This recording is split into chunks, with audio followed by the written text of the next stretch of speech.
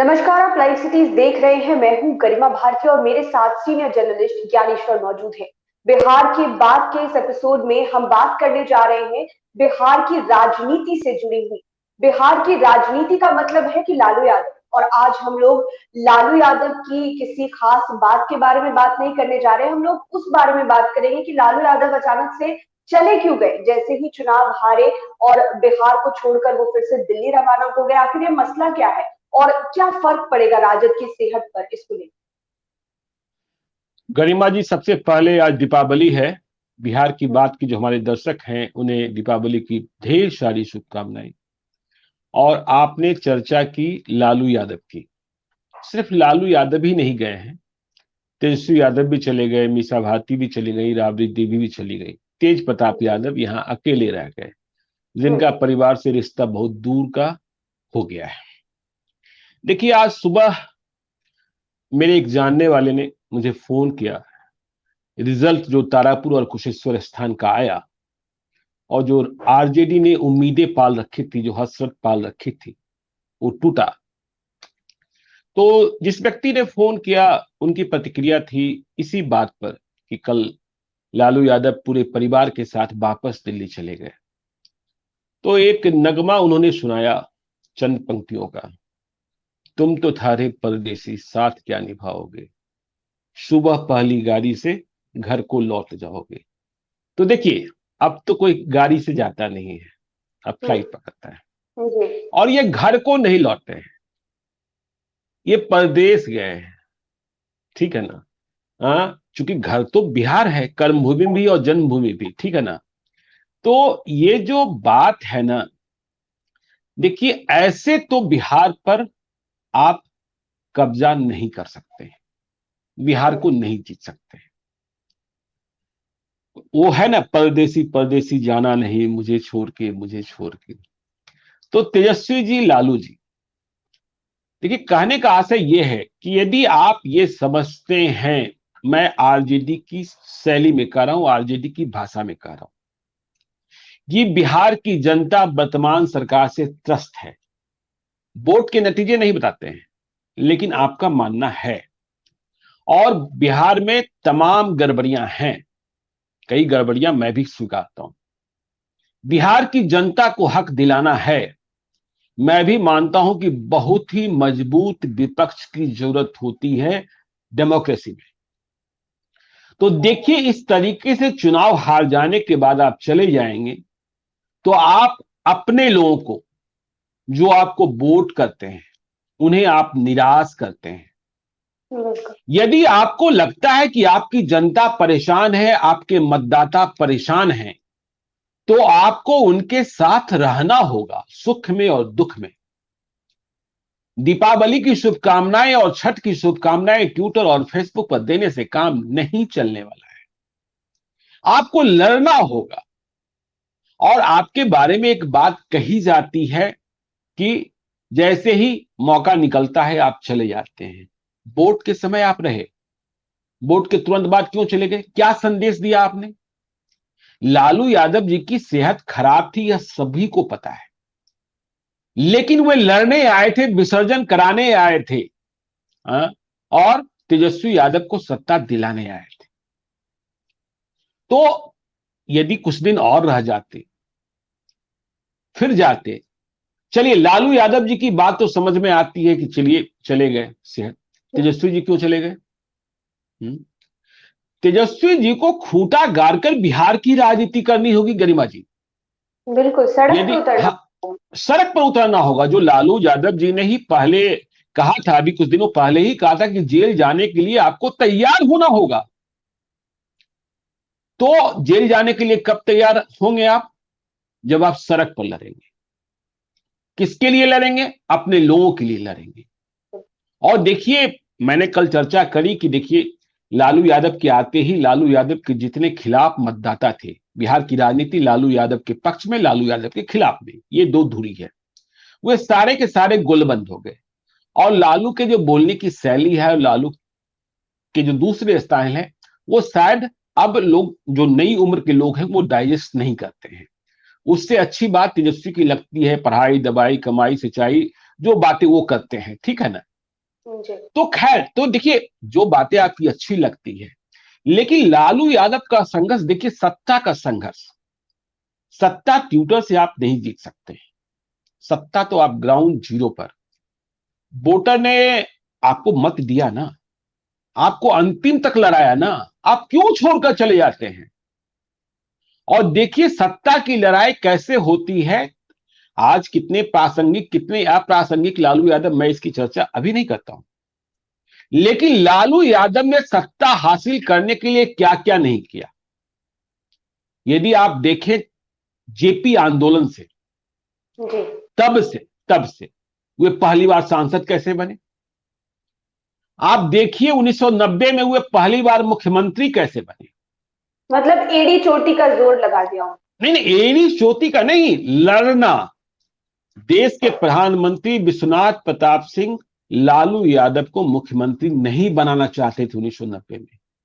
वे रामसुंदर दास के पक्ष में थे और कहा जा रहा था कि विधायकों की संख्या भी रामसुंदर दास के पक्ष में अधिक है। लालू यादव सांसद थे, जीते हुए विधायक भी नहीं थे, लेकिन लालू यादव ने संघर्ष किया एक एक विधायक के लिए। हर कूटनीति, हर रणनीति, रघुनाथ झा लालू यादव और रामसुंदर दास के बीच नहीं आते तो रामसुंदर दास को तो सफलता मिल ही गई थी। लेकिन यह भी लालू यादव की कूटनीति थी कि रघुनाथ झा को लाए। रघुनाथ झा ने विधायकों का मत काटा, उनके साथ तमाम लोग हो गए थे, आनंद मोहन से लेकर के, क्योंकि चंद्रशेखर का समर्थन मिला हुआ था रघुनाथ झा को। तो फिर लालू यादव मुख्यमंत्री बने। और देखिए संघर्ष की बात करते हैं, 1995 के चुनाव के वक्त जिसमें पूर्ण बहुमत मिला लालू यादव को, लालू यादव की सत्ता कैसी रही कैसी नहीं रही, इस पर हम विचार बाद में करेंगे कभी किसी बात में। 1995 में जब टीएन शेषन ने यह तय कर लिया था कि लालू यादव की शैली में बिहार का चुनाव नहीं होगा और कई महीनों तक चुनाव चला था, तब भी लालू यादव ने मैदान में रहकर किस तरीके से लड़ाई लड़ी थी। तो मैदान नहीं छोड़ना होगा, दिल्ली नहीं जाना होगा, आपको अपना पता ठिकाना पटना रखना होगा। आपको अपना पता ठिकाना वहां रखना होगा जहां आपके लोग परेशान हैं, जहां आपके लोग घायल हैं, जहां आपके लोगों को आपकी जरूरत है, वहां आपको पहुंचना होगा। तेजस्वी यादव जी को 2000 भी याद करना चाहिए। 2000 के चुनाव में क्या हुआ? 2000 के चुनाव के जब नतीजे आए, सिंगल लार्जेस्ट पार्टी आरजेडी ही थी, लेकिन तत्कालीन राज्यपाल ने, चूंकि त्रिशंकु विधानसभा हो गई थी, हंग असेंबली हो गई थी, सबसे पहले नीतीश कुमार को शपथ ग्रहण के लिए बुला दिया था और नीतीश कुमार ने शपथ ले भी ली थी। लेकिन लालू यादव हारे नहीं थे, खुट्टा गाड़ कर विधायकों का समर्थन प्राप्त किया।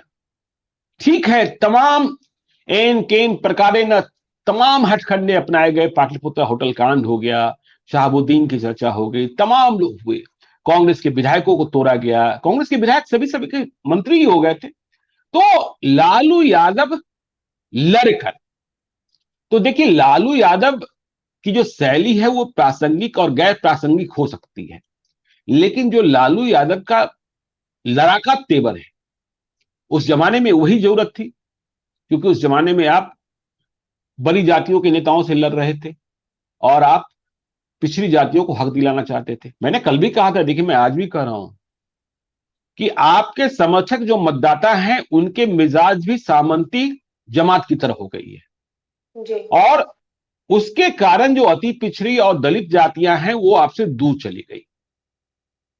तो आपको लड़ना होगा। देखिए 2000 की चर्चा कर रहा, तो नीतीश कुमार को कुर्सी से बेदखल किया और फिर राबड़ी देवी को मुख्यमंत्री बनाया। तो आपको लड़ना होगा और लड़ाई जो है वो दिल्ली में बैठकर नहीं हो सकती है। लड़ाई तो पटना की सड़कों पर होगी, लड़ाई तो राघोपुर में होगी, लड़ाई तो गोपालगंज में होगी, लड़ाई तो पूर्णिया में होगी, लड़ाई तो फारबिसगंज में होगी, लड़ाई तो आरा में होगी। मतलब किसी की हत्या हो जाए, कहीं लूट हो जाए, कहीं जहरीली शराब से मौत हो जाए, तो एक ट्वीट कर देने मात्र से समस्या का निदान नहीं है। लोग आपको अपने साथ नहीं मानते। और यदि आप सत्ता का इतिहास पढ़ेंगे, 1977 में इंदिरा गांधी से बड़ी हार किसी की नहीं होती, लेकिन यही बिहार है और मुख्यमंत्री नीतीश कुमार का ही विधानसभा क्षेत्र हरनौत है, जहां बेलछी कांड हुआ, जिसने इंदिरा गांधी को पुनर्जीवन दिया था। इंदिरा जी आई थी, तब तो मेरी उम्र बहुत कम थी, मैंने पढ़ा और उस जमाने के पत्रकारों से जाना। इंदिरा जी आई और यह हो गया कि वहां तो पहुंच ही नहीं सकते हैं। उनके साथ प्रतिभा पाटिल भी थी, जो बाद में राष्ट्रपति बनी। बिहार के कांग्रेस नेताओं ने भी हाथ खड़े कर दिए थे, लेकिन इंदिरा गांधी ने कहा कि मैं तो पहुंचूंगी। कैसे पहुंचेंगी? तो मालूम यह हुआ कि जो रास्ता है वहां जीप भी नहीं जा सकती है। इंदिरा गांधी ने कहा कि मैं रात भर पैदल चलूंगी, तो वो पैदल चलने के लिए तैयार हो गई। तो हुआ कि पैदल चलने से भी समस्या का समाधान नहीं है, बीच में पानी है, उसको कैसे पार करेंगे? तो इंदिरा गांधी हाथी पर बैठ गई और हाथी पर बैठकर प्रतिभा पाटिल भी, और हाथी पर भी वो घोड़ा नहीं था, वो लटक रही थी और पहुंच गई बेलछी। बेलछी जब वो पहुंची तो किसी को विश्वास ही नहीं था कि इंदिरा गांधी पहुंच सकती, और वहीं बेलछी से इंदिरा गांधी फिर से खड़ी हो गई। तो देखिए, लड़ना पड़ेगा। और देखिए, राजनीति और कूटनीति, इंदिरा गांधी बेलछी गई, इंदिरा गांधी की सत्ता को खत्म कराया था जेपी आंदोलन ने, और बेलछी से लौटने के बाद इंदिरा गांधी अगले दिन पटना में जाकर जयप्रकाश नारायण से मिले, और जयप्रकाश नारायण ने इंदिरा गांधी से मुलाकात की, और जो तस्वीर छपी वह समझ सकते हैं उस तस्वीर ने क्या संदेश दे दिया। क्योंकि उन्हीं कुछ महीनों में जनता पार्टी की सरकार में अस्थिरता आ गई थी। तो देखिए, आपको लड़ना होगा, और आप मत समझिए कि हर मतदाता जो आज आपके साथ खड़ा है वो कल भी रहेगा, यदि यही सूरत रही। आपके साथ माई समीकरण है, मुस्लिम और यादव, जो आपकी ताकत है। लेकिन यदि आप इस समीकरण पर भी ध्यान दीजिए, देखिए मैंने कहा ना, कार्यकर्ता लालू यादव आए तो गेट खुल गया, कार्यकर्ताओं से मिलते रहे, कार्यकर्ताओं के सुख दुख में, अपने मतदाताओं के सुख दुख में यदि आप नहीं खड़े होंगे तो परेशानी तो होगी। तो मुसलमान, देखिए मैं मानता हूं साफ साफ तौर पर, मुसलमान आरजेडी के साथ हैं तो इसकी एक बड़ी वजह नरेंद्र मोदी का डर है। बिल्कुल। यदि आप बिहार के चुनावी इतिहास को देख लें, पिछले 3-4 चुनावों के ही, 2000 में तो फिर से राबड़ी देवी मुख्यमंत्री बन गई, कांग्रेस के साथ मिलकर सरकार चली। 2005 के फरवरी के चुनाव में फिर से हंग असेंबली हुई, किसी की सरकार नहीं बनी। 2005 के अक्टूबर नवंबर के चुनाव में नीतीश कुमार ने लालू यादव राबड़ी देवी से सत्ता छीन ली। जी। हाँ, तो 2005 से 2010 का कार्यकाल देखिए, जिसे बिहार का गोल्डन एरा भी कहा जाता है। 2010 में बीजेपी के साथ रहते हुए नीतीश कुमार ने 200 से अधिक सीटें जीत ली थी, मतलब एनडीए गठबंधन 243 में से शायद 206, और आरजेडी सिमट गई थी। तो ये बिल्कुल क्लीन स्वीप था। तो ये क्लीन स्वीप जो था वो कैसे था? देखिए, तब बीजेपी नरेंद्र मोदी की बीजेपी नहीं थी, तब बीजेपी अटल बिहारी वाजपेयी की बीजेपी थी, लाल कृष्ण आडवाणी की बीजेपी थी, और बिहार में नीतीश कुमार की सत्ता थी। नीतीश कुमार मुसलमानों को भी नाराज नहीं करते। तो वैसे भी आप देखते हैं कि जो फाइब्रान नेता होते हैं, जिनके कारण भड़काऊ बातें होती है, नीतीश कुमार उन्हें पसंद नहीं करते, वे बीजेपी के ही क्यों ना हो। तो 2010 में मुसलमानों ने भी मत दे दिया था, तभी तो 200 से अधिक सीटें आई थी एनडीए को। नीतीश कुमार के चेहरे पर मिल गया था।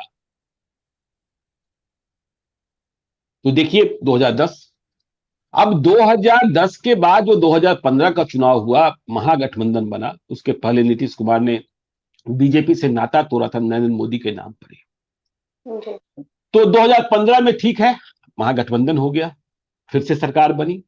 यह भी सही है कि उस सरकार के निर्माण में लालू यादव की बहुत बड़ी भूमिका रही। और आज यदि माई समीकरण इंटैक्ट है, 2000 की तरह नहीं है, 2010 की तरह नहीं है, तो वह नरेंद्र मोदी का खौफ है। और यह खौफ जो है आपको ताकत देता है। लेकिन आप क्या करते हैं? देखिए, मैं कह रहा हूं कार्यकर्ताओं को सम्मान, कार्यकर्ताओं को पद, मुसलमानों की ही बात कर ले।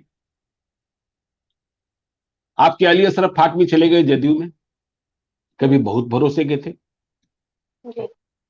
और जब मौका आता है तो राज्यसभा आप किसी मेडिकल कॉलेज वाले को भेज देते हैं। आरजेडी में उनका क्या योगदान? पहले तो लोजपा में थे, कभी उन्होंने राजद के किसी समारोह में या राजद के किसी आंदोलन में हिस्सा भी लिया गया? जब एमएलसी का मौका आता है तो मुसलमान को ही भेजना होता है, तो किसी बम्बैया मुसलमान को आप भेज देते हैं। तो ये सारी चीजें जो हैं वो लोग समझते हैं। आपने ठीक है ए टू जेड के लिए एडी सिंह को भेजा, क्योंकि आपको एक संदेश देना था, और एडी सिंह ने उसी तीखे तरीके से वार भी किया कि भाई वर्तमान सत्ता पर कि आरजेडी जो है सबों की पार्टी है, भूमिहारों को भी टिकट देती है। लेकिन जब मुसलमानों की बात होती है तो बम्बैया मुसलमान और मेडिकल कॉलेज वाले मुसलमान ही आपको क्यों दिखते हैं, जिनका आरजेडी के लिए कोई योगदान नहीं? जो ये बात हमें आरजेडी के भीतर से ही सुनने को मिलती है, और कोई नहीं है क्या? और बना भी दिया तो उन्होंने क्या किया? किसी आंदोलन में, किसी जुलूस में, धरना में, प्रदर्शन में ये लोग झंडा लिए दिखते हैं क्या? और देखिए दूसरी बात मैं कह रहा हूं, जो मैं कहा ना, सुबह पहली गाड़ी से घर को लौट जाओगे, खैर घर तो पटना है, दिल्ली को लौट जाओगे, कि आप यदि अपने संगठन को, जगदानंद बहुत अनुशासित लोग हैं, सिस्टम से काम करते हैं, लेकिन आप लड़ाई देखिए, बीजेपी तो लगातार संगठन पर काम कर रही होती है जिससे आपकी लड़ाई है, कोई ना कोई कार्यक्रम चल रहा होता है। आप जेडीयू ही देखिए जिससे आप लड़ रहे हैं। देखिए मैं फिर कहता हूं, सबसे बड़े मास, सब पैच है, सबसे बड़े मास लीडर लालू यादव, इसमें कोई शक नहीं। लेकिन भीड़ वोट में जीत दिलाने लायक नहीं बदल रही है। नीतीश कुमार का फेस है, यदि लब को समीकरण छोड़ दिए तो, और यह फेस जो है उन्हें जीत दिला देता है। तो बीजेपी तो लगातार काम कर रही होती है। जेडीयू में भी देखिए, कभी उपेंद्र कुशवाहा दौरा पर होते हैं, कभी ललन सिंह दौरा पर होते हैं, कभी आरसीपी सिंह दौरा पर होते हैं, ब्लॉक तक कमेटी बन गई। आप तो सुन रहे हैं जो स्टेट प्रेसिडेंट है उमेश कुशवाहा, वो पंचायत तक कमेटी बना रहे हैं, कभी इस प्रकोष्ठ, कभी वो प्रकोष्ठ, कभी ये। तो वो बिल्कुल ग्राउंड जीरो तक लगातार टच में होते हैं। मतलब हर कार्यकर्ता से कनेक्शन बहुत अच्छा, और जनता से भी इंटरेक्शन। हाँ, और आप देखिए यहां क्या हाल है, तेजस्वी यादव पटना में है तो हलचल है, तेजस्वी यादव पटना से गायब तो आरजेडी भी गायब। हाँ? आप कोई घटना घटती है, कोई वारदात होती है, कोई दुखद अप्रिय खबर सुनने को मिलती है, कोई मुद्दे पर प्रदर्शन होता है, आप क्यों नहीं खड़े होते हैं, क्यों नहीं पहुंचते हैं? आपकी उपस्थिति, आपका एक्सेप्टेंस। मैं इधर लगातार खबरों के पीछे में कई पुरानी कहानियां बताता रहता हूं। नाम और बदनाम होने का फिक्र लालू यादव नहीं करते थे। जब उनके लोग मारे गए, चाहे कितने बदनाम हुए, पहुंच जाते थे। तो इन सब चीजों पर ध्यान देना होगा। और देखिए, एक बात जो आपने कही है तेजस्वी जी ने चुनाव प्रचार के दौरान ही, कि हम बेरोजगार रैला करेंगे। यदि आपने कहा है तो ये कर दिखाइए। और यदि सचमुच हाँ हाँ, और यदि सचमुच आप ये कर देंगे, बस उसको बेरोजगार रैला ही रहने दीजिएगा, उसको तेल पिलावन और लाठी रैला मत बना दीजिएगा। तो आप कर दिखाइए और पटना रहना, वहां पहुंचना जहां आपके मतदाता हैं, जहां कष्ट है, जहां तकलीफ है, वहां पहुंचिए। दिल्ली तो है ही, पहले पटना कब्जा कीजिए ना, फिर दिल्ली तक की बात कीजिएगा। तो ये बड़ी महत्वपूर्ण बात है और इस तरीके से इन्हें समझना होगा। तो अगर इसी तरह से लोग जाते रहे तो वो धमक जो थी पहले की वो शायद अब धीरे धीरे धुंधली हो जाएगी या खत्म हो जाएगी, हो भी रही देखिए है शायद। देखिए, है क्या कि सबसे मजबूत विकल्प तो तेजस्वी यादव ही है, हम्म। इसमें कोई शक है नहीं। बिल्कुल। राजद है जो लालू यादव ने खड़ा किया है, जी। लेकिन आपके घर में बहुत अच्छा खाना बना है, आपके सामने परोस भी दिया गया है, तो दो ही चीज होगा ना, या तो आप अपने हाथ से खाएंगे या आपको कोई खिलाएगा। हम्म। हाँ हाँ। तो अभी ये जरूरत ये है कि आपको अपने हाथ से खाना है, तो अपने हाथ से खाने के लिए हाथ तो चलाना होगा ना। बिल्कुल। तो ये हाथ चलाइए, पैर चलाइए बिहार में, दिल्ली में नहीं कि कल से एनडीए वाले पूछना शुरू कर दें आप हैं कहां, अपना पता ठिकाना बताइए, अपना पिन कोड बताइए। हाँ, और आप खामोश हो जाइए। तो मुसलमानों को भी ठीक रखना है, तो मोदी के नाम के खौफ से मुसलमान आपके साथ हैं, लेकिन ध्यान रखिएगा कि मोदी के नाम का खौफ न हो तो नीतीश कुमार से कोई परेशानी भी उनको नहीं है। सही बात। 2010 का नतीजा जो है वह बता चुका है। तो इसलिए तेजस्वी यादव अपनी गाड़ी को सत्ता के करीब ले जाते हैं या हमेशा सत्ता से दूर ही रखते हैं, यह उनकी रणनीति पर निर्भर होगा। बिल्कुल, तेजस्वी यादव जैसा कि आपने कहा कि सत्ता के करीब पहुंचते हैं या फिर से दूर चले जाते हैं, ये उनकी रणनीति पर ही पूरी तरह से निर्भर करेगा, क्योंकि प्रेजेंस बहुत ज्यादा जरूरी है। अगर वो मैदान में रहेंगे तभी युद्ध कर पाएंगे, मैदान से दूर रहकर युद्ध नहीं किया जा सकता है। तो लालू प्रसाद यादव तो वापस दिल्ली लौट आए हैं, लेकिन सभी को इंतजार रहेगा कि तेजस्वी यादव बिहार कब आ रहे हैं और यहाँ की जो समस्याएं हैं, यहाँ की परेशानियां हैं, उसे किस तरह से उठाने का काम करते हैं, केवल सोशल मीडिया पर नहीं, जमीन पर उतर कर, जैसा कि हम कहते हैं आम भाषा में, सड़क पर उतर कर राजनीति करने वाली बात। तो बिहार की बात के इस एपिसोड में फिलहाल इतना ही। हमारे साथ बने रहिए, चैनल को सब्सक्राइब कीजिए। ये वीडियो फेसबुक पर देख रहे हैं तो पेज को लाइक करें, साथ ही साथ हमें ट्विटर पर जरूर फॉलो करें। और एक बार फिर से लाइव सिटीज की पूरी टीम की तरफ से आपको दिवाली की बहुत सारी शुभकामनाएं। धन्यवाद। धन्यवाद।